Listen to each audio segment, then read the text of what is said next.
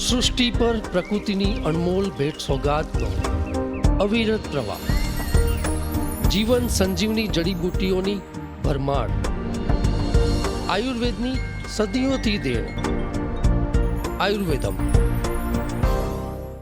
નમસ્કાર દર્શક મિત્રો, આયુર્વેદમ સ્ત્રીરોગ અને સંતાન પ્રાપ્તિના કાર્યક્રમમાં આપનું સ્વાગત છે. અને મારી સાથે એમડી ડૉક્ટર હરિકૃષ્ણાબેન ભટ્ટ આપના પ્રશ્નો સમસ્યાના સમાધાન માટે, અને આપ નિહાળી રહ્યા છો અમારા GTPL ગુજરાતીની વિશેષ રજૂઆત કાર્યક્રમ આયુર્વેદમ સ્ત્રીરોગ અને સંતાન પ્રાપ્તિમાં. હરિકૃષ્ણાબેન, આપનું સ્વાગત. નમસ્કાર દર્શક મિત્રો, હું ડૉક્ટર હરિકૃષ્ણાબેન ભટ્ટ, આયુર્વેદ ઇન્ફર્ટિલિટી ક્લિનિક જામનગર અને અમદાવાદ. બિલકુલ હરિકૃષ્ણાબેન, આજે આપણે સવાલો લઈશું દર્શક મિત્રોના. એમાં એક સૂત્રાપાડાથી સવિતાબેન પટેલ છે, એમને આપણે નમસ્કાર કીધા છે. અને હરિકૃષ્ણા મેડમ, જે મારી દીકરી છે એના માટે સવાલ છે. એ 13 વર્ષની છે. છેલ્લા 6 મહિનાથી તેને માસિક ધર્મ ચાલુ થઈ ગયા છે, પરંતુ ક્યારેક મહિનામાં 2 વખત થાય છે, અને એની સાથે ખૂબ જ વધારે પ્રમાણમાં બ્લીડિંગ પણ થઈ જાય છે. અને એના કારણે ખૂબ જ થાકી જાય છે, ચક્કર આવી જાય છે એને, અને વધારે દિવસ એટલે કે 7-8 દિવસ સુધી ચાલે છે. તો મને આનો ઉપાય બતાવશો? આપને ત્યાં કુંવારી દીકરીઓ માટે કોઈ કેમ ચાલતો હોય તો પણ મને જણાવશો. ખાસ મારે કઈ દવાઓ કરાવવી જોઈએ? જો આપ ઓનલાઈન કન્સલ્ટિંગથી પુત્રી માટે દવાઓ મોકલો તો મને ખૂબ જ સારું. આપે જણાવ્યું બેન કે આપની દીકરીને 13 વર્ષની વયે પીરિયડ ચાલુ થયા છે. 6 મહિનાથી પીરિયડ ચાલે છે, અને ક્યારેક પીરિયડ વધારે આવે છે, મહિનામાં 2 વખત આવી જાય છે. એક તો બ્લીડિંગ વધારે થવું, અને એક છે કે વારંવાર થવું, મહિનામાં 2 વખત, 3 વખત, 4 વખત, હે ને. તો એને આપની દીકરીને વધારે વખત બ્લીડિંગ થાય છે, મહિનામાં 2 વખત થાય છે, ફ્લો વધારે હોય છે, થાકી જાય છે. તો જનરલી આ એક ઉંમર એવી છે બેન કે એની અંદર આખા શરીરની અંદર જે હોર્મોન્સ છે બોડીના, એ બધા ચેન્જ થતા હોય છે. સડન એની અંદર ફેરફાર થતા હોય છે, એની માનસિકતા સડન બદલાતી હોય છે. તો આની અંદર જ્યારે પહેલી વખત દીકરી માસિકમાં બેસે છે ત્યારે, અને પછી લગભગ 1 થી 1.5 વર્ષ સુધી એના હોર્મોન્સને બેલેન્સ એટલે કે સ્થિર થવાનો સમય લાગતો હોય છે. આયુર્વેદની અંદર પણ એનું જે એક પીરિયડ્સ છે, અશોકભાઈ, આયુર્વેદની અંદર સ્ત્રીઓના રિપ્રોડક્ટિવ ઓર્ગન્સના કારણે, શરીરની અંદર થતા ફેરફારના કારણે સ્ત્રીઓની અંદર એના અલગ અલગ ભાગ બતાવેલા છે. જેમ કે બાલા છે, તરુણી છે, મુગ્ધા છે, પ્રૌઢા છે અને વૃદ્ધા, હે ને. જ્યારે બિલકુલ માસિક જતું રહે છે એ પછીનો જે સમય છે એ વૃદ્ધા છે. પણ 13 વર્ષનો એક સમય છે કે જેને આપણે તરુણી કહી શકીએ, જેને આપણે અત્યારે પ્યુબર્ટીની અંદર પ્રવેશેલી એક બાલા છે, કે જેની અંદર શરીરની અંદર ઘણા બધા હોર્મોન્સમાં ચેન્જીસ થતા હોય છે. શરીરની અંદર માનસિક જે એના સ્તર છે, માનસિક લેવલ છે, એક અલગ પ્રકારનું ઉડે છે. એક અશોકભાઈ, એને શારીરિક કરતાં પણ મેં જોયું છે કે પુરુષોની અંદર પણ એક ચેન્જીસ આવતા હોય છે એડોલનેટમાં, પણ દીકરીઓની અંદર આ ચેન્જીસ ખૂબ જ વધારે હોય છે, હે ને. અને એમાં પણ આજકાલ આપણે જોઈએ છીએ કે નાનપણથી જ આપણે જે મોબાઈલનો ઉપયોગ કરીએ છીએ, ઓનલાઈન ચેટિંગનો ઉપયોગ થતો હોય છે, આના કારણે એક માનસિકતા છે એ જલ્દી પુખ્ત થતી જાય છે, હે ને. મેચ્યોરિટી જે 18 વર્ષે આવવી જોઈએ એ 13 થી 15 વર્ષની વચ્ચે એટલી મેચ્યોરિટી આવી જતી હોય છે. બિલકુલ. તો ફિઝિકલી અને મેન્ટલી આ એક જે મેચ્યોરિટી છે ને એનું બેલેન્સ નથી રહેતું, હે ને. એટલે એક નિર્ણયો લેવામાં થાપ ખાય છે, હવામાં ઉડે છે, વાસ્તવિકતાથી દૂર ભાગે છે. અને એના કારણે આ બધી જે વસ્તુઓ થાય છે, એના કારણે એના જે હોર્મોન્સ છે એની અંદરના જે સાયકોલોજીકલી હાયર ઓથોરિટીમાંથી જે હોર્મોન્સ નીકળતા હોય છે, એની અંદર ચેન્જીસ આવતા હોય છે, અને એક પ્રકારનો તણાવ અનુભવે છે. આ તણાવના કારણે અશોકભાઈ એને કાર્ટિઝોલ ક્રિએટ થાય છે, અને એ કાર્ટિઝોલ જે ઉદાસીનો હોર્મોન્સ છે એ ક્રિએટ થવાના કારણે એના જે બીજા હોર્મોન્સ છે, ફોલિકલ સ્ટિમ્યુલેટિંગ હોર્મોન્સ છે, પ્રોલેક્ટિન છે, આ હોર્મોન્સ, એસ્ટ્રોજન લેવલ છે, આ સડન ચેન્જ થાય છે. ને આ ચેન્જ થવાના કારણે એની ગર્ભાશયની દિવાલ ઉપર અલગ અલગ પ્રકારની અસરો આવે છે. એટલે ક્યારેક એવું બનતું હોય છે કે આ ઉંમરની અંદર આપણે એને ફાઇબ્રોઇડ હોય, અથવા તો કોઈ મોટું ઇન્ફેક્શન હોય, અથવા ગાંઠ હોય, એવું ડાયગ્નોસિસ કરવાની જરૂર બહુ આવતી નથી હોતી. આવા ચેન્જીસ હોર્મોન્સના થવાના કારણે એના ગર્ભાશયના લેયર છે એ ક્યારેક મહિનામાં 2-3 વખત તૂટી જતા હોય છે. તણાવના કારણે, સ્ટ્રેસ લેવલના કારણે, કાર્ટિઝોલ વધારે ક્રિએટ થવાના કારણે, અથવા તો એક વર્ગ એવો પણ છે કે જે ડર અનુભવે છે. પહેલી વખત પીરિયડમાં બેસે છે ત્યારથી એક ડર અનુભવે છે મનની અંદર કે મેં શું થઈ ગયું મને. તો આના કારણે પણ એક ગર્ભાશયની દિવાલ ઉપર અલગ અલગ હોર્મોન્સની અલગ અલગ અસર આવવાના કારણે ઘણી વખત 6 થી 12 મહિના સુધી, ઘણી વખત 1.5 વર્ષ સુધી પીરિયડ રેગ્યુલર હોતા નથી. ઘણી દીકરીઓને એક વખત માસિક આવે પછી બંધ થઈ જાય છે, ઘણી દીકરીઓને એ પછી 1.5-2 વર્ષે ચાલુ થાય છે, ઘણી દીકરીઓને ખાલી સ્પોટી બ્લીડિંગ થતું હોય છે. એ જ રીતે ઘણી દીકરીઓને મહિનામાં 1 કે 2 વખત માસિક આવે છે. હા, માતા તરીકે આપની ચિંતા જાય જ છે કે ભાઈ એને 2 વખત માસિક આવે છે, થાકી જાય છે.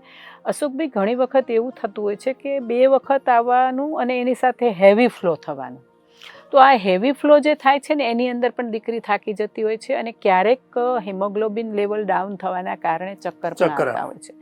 તો આવું જ્યારે બેન થતું હોય છે ને ત્યારે હું એક એવી એડવાઇસ આપીશ તમને કે ખાસ એની અંદર કોઈ મેડિકેશન અથવા તો આપણે અર્લી કોઈ દવાઓ, ચાહે આયુર્વેદિક હોય ચાહે એલોપેથી હોય, આપવાની બહુ જરૂર રહેતી નથી. બને ત્યાં સુધી આપ એના ઘરેલું ઉપચાર કરો, અથવા તો અમારી ટીમ દ્વારા, આપે જે કહ્યું ને કે કેમ્પ ચાલે છે, કેમ્પની અમારી ટીમ દ્વારા અલગ અલગ વયની સ્ત્રીઓ માટે, જેમ કે પ્યુબર્ટી એજની એટલે કે 9 થી 17 વર્ષ સુધીની દીકરીઓ માટે, 18 થી 40 વર્ષ જે એક રિપ્રોડક્ટિવ એજ છે કે જેની અંદર માતા બનવાની છે સ્ત્રી, એના માટે, અને 40 પછીની એક ઉંમર છે કે જેમાં માસિક જવાનું છે, આના માટે અલગ અલગ પ્રકારના આયુર્વેદિક ઔષધિયાઓના અમુક યોગ છે.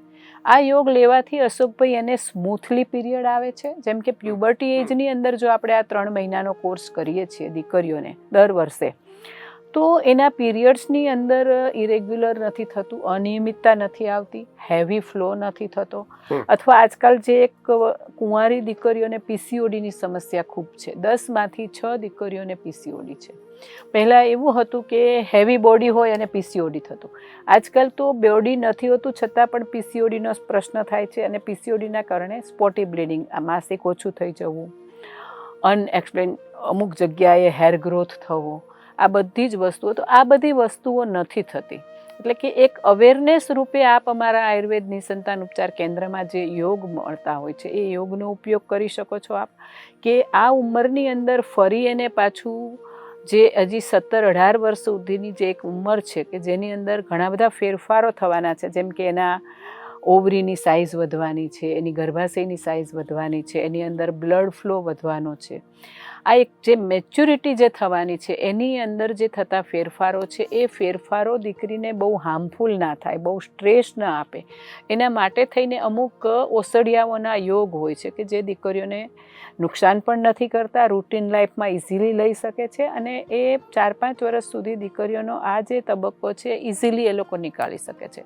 તો એ આપ ઓનલાઈન કન્સલ્ટેશન દ્વારા ચાલુ કરી શકો છો.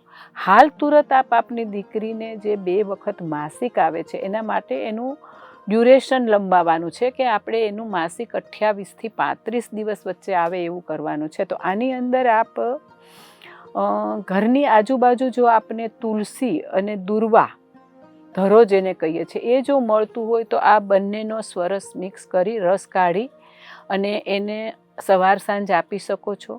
તો અથવા તો આપણા ઘરમાં વરિયાળી અને જીરું બંને સમભાગ. ઘણી વખત કેવું થાય છે અશોકભાઈ કે જાણ્યા જોયા વગર ઠંડક કરવામાં આવે છે, હે ને, ખૂબ જ વરિયાળી, કાળી દ્રાક્ષ આ પાણી પીવડાવવામાં આવે છે સાકર મિશ્રિત. આવું કરવાની જરૂર નથી, કારણ કે એના કારણે જો માસિક ફ્લો બંધ થઈ જાય તો એ ઘણો બધો હાર્મફુલ થતો હોય છે. એના જે ચેન્જીસ થવા જોઈએ પ્યુબર્ટીના, એ ચેન્જીસ નથી થતા, જેમ કે બ્રેસ્ટનો ગ્રોથ થવો, ગર્ભાશયનો વિકાસ થવો, ઓવરીનો વિકાસ, એ ક્યાંક અટકી જાય છે, કારણ કે ગર્ભાશયની દિવાલમાં જે ફેરફાર થવા જોઈએ એ અટકી જાય છે. તો આવી એકદમ ઠંડક કરવી અથવા એકદમ વધારે પડતો ઠંડો ખોરાક આપવો એ અથવા ડરી જવું એ જરૂરી નથી. આપ સામાન્ય રીતે જીરું અને વરિયાળી બંને સમભાગે લો તો ગર્ભાશયનું જે એક સ્ટિમ્યુલેશન દર મહિને થવું જોઈએ એ પણ રેગ્યુલર થાય છે. ઓવરી દર મહિને જે વર્ક કરવી જોઈએ એ પણ વર્ક કરે છે. અને પીરિયડ્સ જે 2 વખત આવે છે એના બદલે એ ધીરે ધીરે 1 વખત થઈ જાય છે. તો હાલ પૂરતું આપ વરિયાળી અને જીરું બંને 50-50 ગ્રામ લઈ લો. એના સમભાગે થોડું હલકું શેકી અને પાવડર બનાવી લો. રાત્રે પલાળી સવારે એ પાણીને સહેજ ગરમ કરી, વધારે ગરમ કરવાની જરૂર નથી, હલકું, જેને આપણે ફાંટ કહે છે, આયુર્વેદની અંદર એને ફાંટ કહે છે, નવશેકું.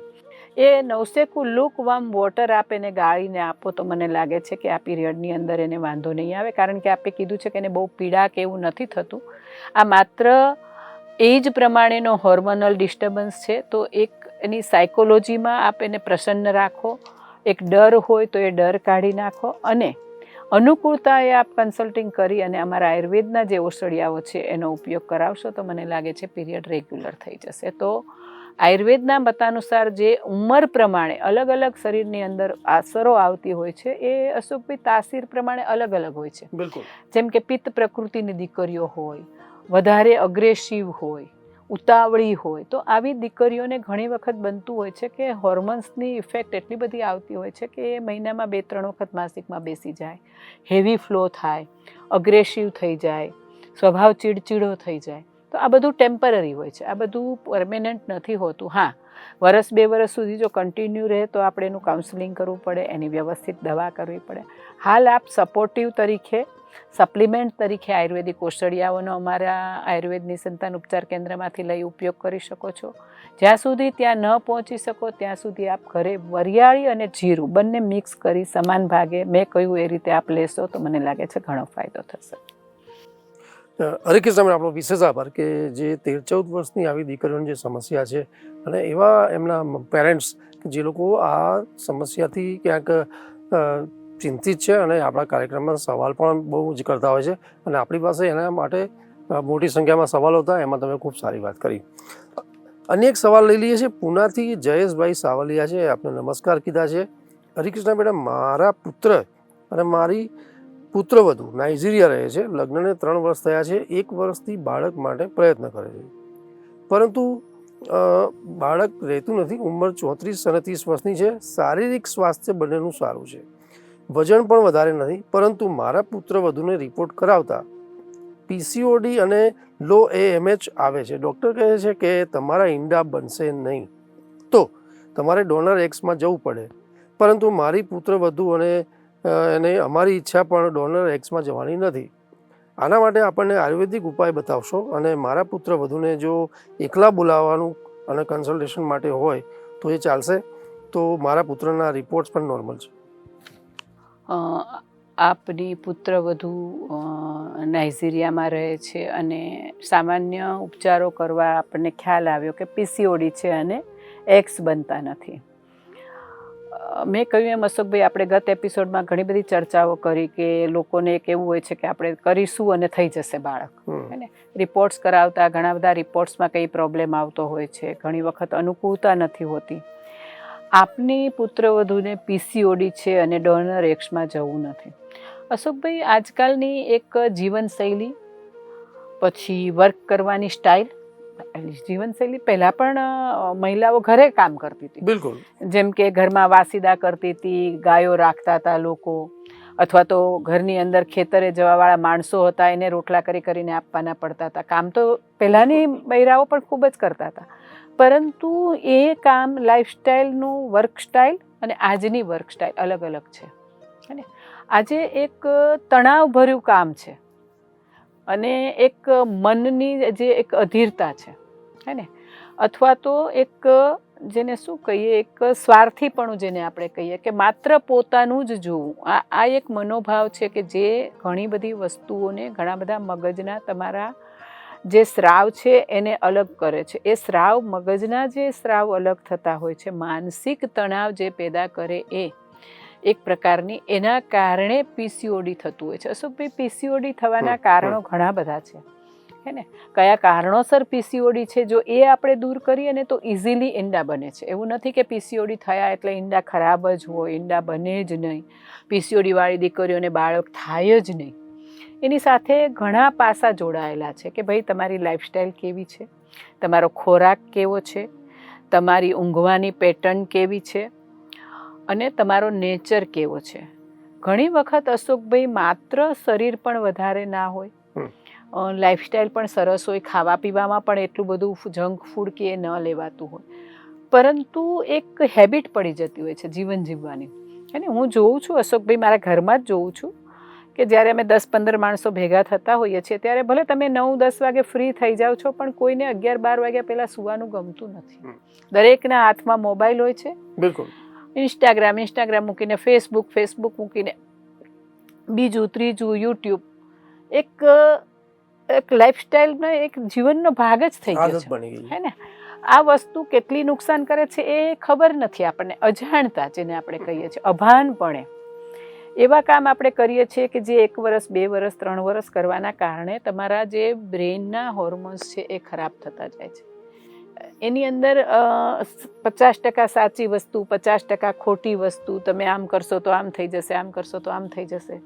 ઘણી બધી એક આપણે કહેતા હતા કે લોકો અત્યારે અંધશ્રદ્ધામાંથી બહાર નીકળે છે, પણ એવું નથી. હું જોઉં છું અશોકભાઈ કે આ બધું યુટ્યુબની અંદર ઘણા બધા વિડીયો જોવાથી ઘણી બધી એક અંધશ્રદ્ધા પણ વધારે ઘર કરી ગઈ છે.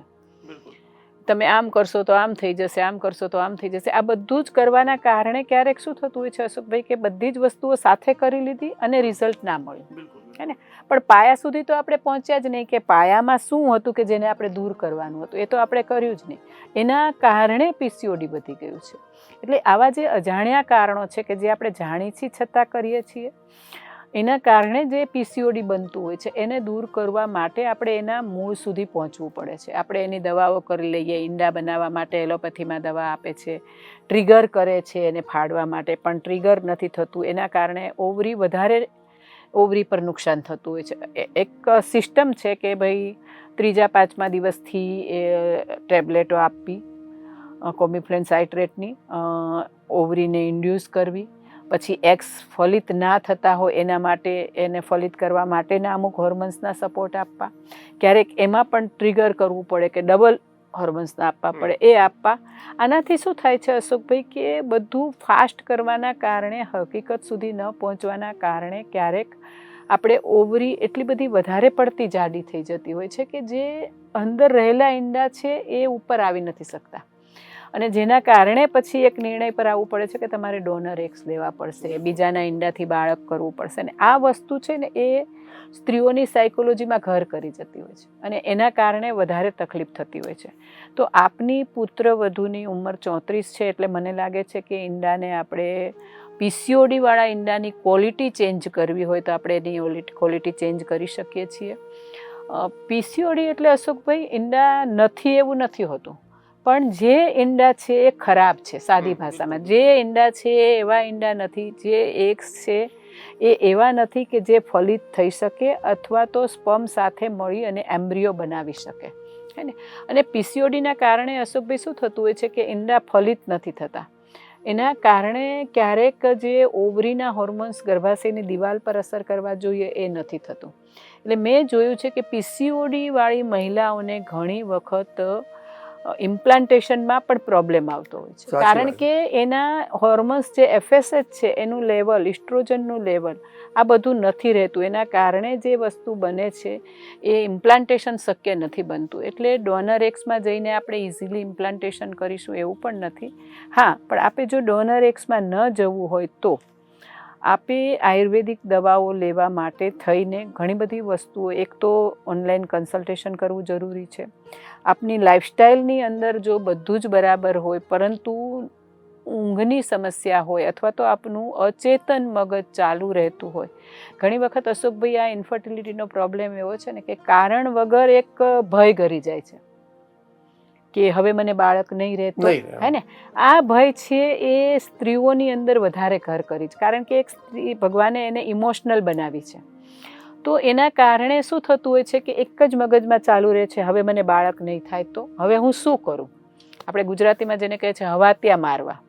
એટલે બધું જ જોઈ લે છે, યુટ્યુબ જોઈ લે, ગૂગલ જોઈ લે, ડૉક્ટરોનો સંપર્ક કરી લે, આજુબાજુની પોતાના ફ્રેન્ડ સર્કલમાં સંપર્ક કરી લે કે મને પીસીઓડી છે, શું કરવું? એટલે નાના નાના ઘણા બધા ઉપાયો થઈ અને વધારે તકલીફ પહોંચતા હોય છે.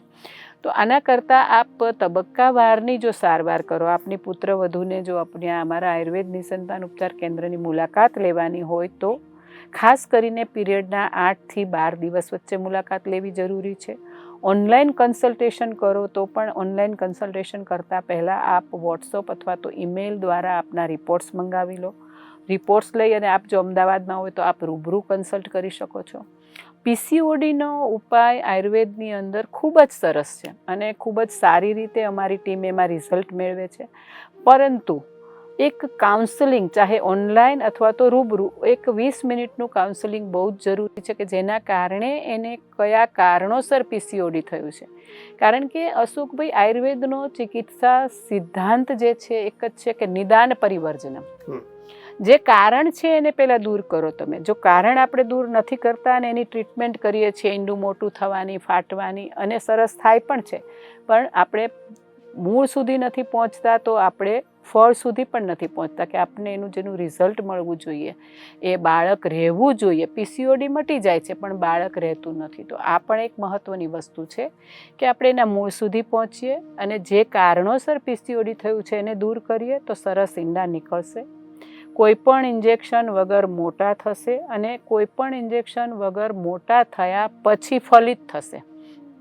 અને આપણે જે સોનોગ્રાફીમાં જોઈએ છે અશોકભાઈ, એક ફોલિકલ હોય છે, પાણી ભરેલી થેલી હોય છે, એની અંદર નાનું એક એગ્સ હોય છે. એટલે જ્યારે એ પાણી ભરેલી થેલી ફાટે છે ને એને આપણે કહીએ છીએ કે ઓવ્યુલેશન થયું.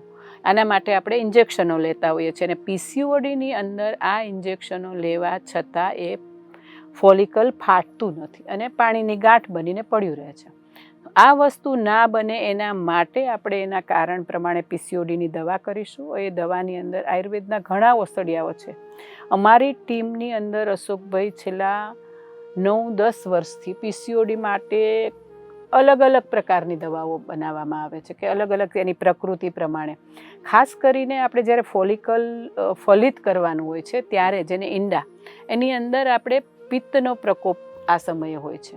એટલે જનરલી આપણે એવું વિચારીએ કે એને પિત્તજન્ય ઔષધો આપીને આપણે કરીશું, તો એવું નથી થતું હોતું. જો એની તાસીર પિત્તની હોય તો આપણે એને ત્રિદોષનાશક ઔષધો આપી અને એનું ઈંડું ફલિત કરવું પડતું હોય છે. એટલે કે આ એક જે અલગ પ્રકારની સારવાર, અલગ પ્રકારની નિદાન કરવાની જે એક રીત છે, એ કર્યા પછી જો આપણે સારવાર કરીશું ને તો પીસીઓડીમાં ફાયદો થશે. 40 વર્ષની મહિલાઓ જે 40 વર્ષ સુધીની છે અને જેને પીસીઓડી છે, એ દરેક મહિલાઓના ઘણા બધા વોટ્સઅપની અંદર પ્રશ્ન છે, ઈમેલમાં છે, પણ બધાના જવાબ અલગ અલગ આપવા શક્ય નથી. તો આ બધા જ મહિલાઓને હું એક જ વસ્તુ કહીશ કે જો આપને પીસીઓડી છે, આપે અલગ અલગ પ્રકારની ટ્રીટમેન્ટ કરાવી લીધી છે, છતાં પણ જો આપના ઈંડા ફલિત થયા વગર અથવા તો આપ બાળક મેળવવામાં સફળ નથી થયા, તો આપ નિશ્ચિત રૂપે અમારી ટીમનો સંપર્ક કરો, એક વ્યવસ્થિત કાઉન્સલિંગ કરો અને પછી જો સારવાર કરશો તો મને લાગે છે કે પીસીઓડીના ઈંડાની ક્વોલિટી ચેન્જ કરી શકીશું અને આપણે ટાર્ગેટ છે કે બાળક મેળવવું, એમાં પણ આપણે સફળ થઈ શકીશું. હરિકેશભાઈ, આપનો ખૂબ ખૂબ આભાર, ધન્યવાદ કે આજના એપિસોડમાં બંને જે સવાલો હતા, એક તો 13-14 વર્ષની દીકરીઓની જે એક માસિક ધર્મનો પ્રોબ્લેમ હતો અને બીજો તમે પીસીઓડી અને લો એમએચમાં જે સમસ્યા અને એના આધારે જે પ્રશ્નો પ્રોબ્લેમ થતા હતા એમાં તમે ખૂબ સારા માર્ગદર્શન આપ્યા અને આપણા ઘણા બધા દર્શક મિત્રોના સવાલ હતા. દર્શક મિત્રો, વધુ આપણે સવાલો નેક્સ્ટ એપિસોડમાં કેરી ફોરવર્ડ કરીશું. અત્યારે સમય કાર્યક્રમ સમાપનના આરા છીએ. નમસ્કાર, આભાર. નમસ્કાર દર્શક મિત્રો, ઘણા બધા સવાલો છે, ઘણા બધા અલગ અલગ સવાલોના અલગ અલગ જવાબ આપવા શક્ય નથી. તો હું આપને એક વિનંતી કરીશ કે એકને એક સવાલ ફરી રિપીટ ના કરશો. આપ અમારા GTPLના શો જો રેગ્યુલર રીતે જોશો તો મને લાગે છે કે આપે કરેલા સવાલનો જવાબ ક્યાંક ને ક્યાંક મળી જશે. કારણ કે અમારી ટીમની એક જ ઈચ્છા છે કે આપ બહુ જ આરામથી, સારી રીતે, કોઈ સ્ટ્રેસ લીધા વગર જો તમારી ઝોલીમાં બાળક મેળવી શકો. તો ફરી એક વખત આયુર્વેદે ઝીલ્યો પડકાર, હર ઘર બાળ ગોપાળ. ધન્યવાદ.